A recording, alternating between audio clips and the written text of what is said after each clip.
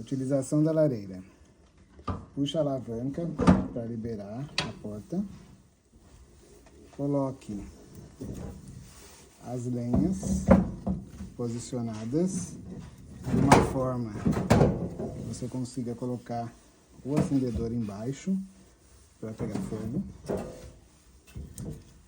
Aqui, por exemplo, eu fiz uma cabaninha.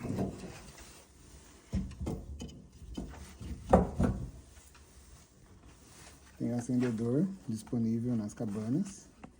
É só riscar como fósforo e deixar ele embaixo da lenha.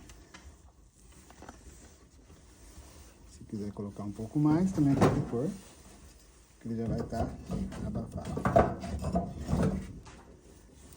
Uma vez riscado, colocado, posicionado, pressiona a porta e abaixa a alavanca até fechar.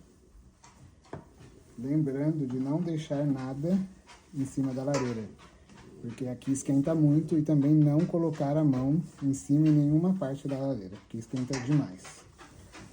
Quando você quiser que saia mais calor, vira para a direita, menos calor para a esquerda.